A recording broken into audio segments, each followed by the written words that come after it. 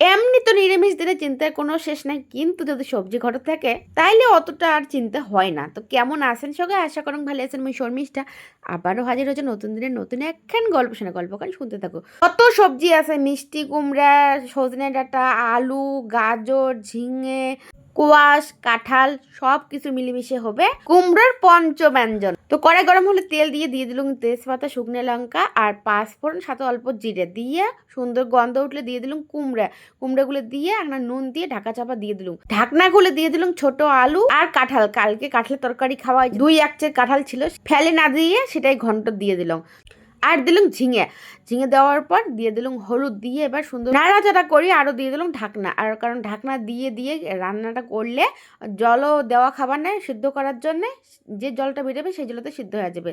তো ঢাকনা খোলার পর দিয়ে দিলাম আদা বাটা না জিরের গুঁড়ে দিয়ে, তারপরে উপরে দিয়ে দিলাম কিন্তু সজনে ডাঁটা। যেহেতু সজনে ডাঁটাটা ভাপাতে প্রায় সিদ্ধ হয়ে গেছে ওই জন্য লাস্টে দিয়ে দিলাম তারপরে চিনি। যেহেতু কাঁচা মিষ্টি কুমড়া, আর মিষ্টি কুমড়া দেখ না মিষ্টি না হলে তো ভাল লাগে না। তো তারপর দেখো জল একদম শুকিয়ে গেছে, একদম নাড়াচাড়া করতে করতে মাখো মাখো হয়ে গেছে, গা মাখা হয়ে গেছে। তো নামিয়ে নেওয়ার পর বুটের ডাল সেদ্ধ করে নিয়েছিলাম, সেটা হলো সম্বাদ দিন। তার জন্য দিয়ে কড়াই গরম হলে তেল দিয়ে তেজপাতা, শুকনো লঙ্কা, পাঁচফোড়ন দিয়ে দিয়ে দিলাম আদা বাটা দিয়ে দিলাম স্বাদ মতো এখানে চিনি আর জিরের গুঁড়ো দিয়ে দিলাম। সুন্দর করে এখানে গন্ধ উঠলে ভাজা করে নিম, গন্ধ উঠলে এবার দিয়ে দিলাম সজনে ডাঁটা। দেওয়ার পর সুন্দর করে এখানে হালকা করে ভাজা করে নিম, আর মশলাটাও কিন্তু সুন্দর ভাজা হয়ে যাবে।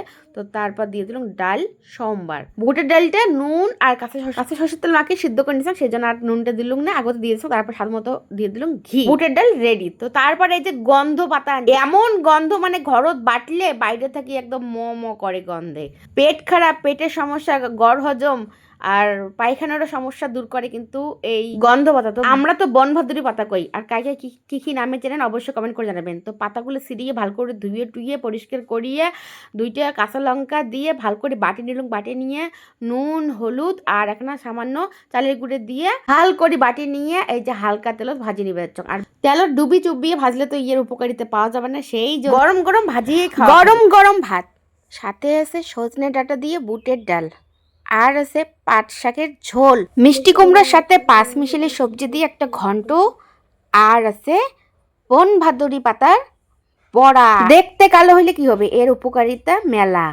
স্যালাডে আছে লেবু, লঙ্কা আর শসা। এই তো দুপুরের সামান্য নিরামিষ আয়োজন। তো সবাইকে খাবার টাবার দিয়ে নিজের জন্য এক থালা ভাত সাজে নিয়ে এক গাছ ভাত মুখে দিয়ে বলে আত্মাটা শান্তি। আর এই বনভাদুরী পাতা কিন্তু অনেক দিন পর খালুম, আর যা যা খান নাই অবশ্যই খাইবেন। ভালো লাগলে পুরো ভিডিও অবশ্যই কমেন্ট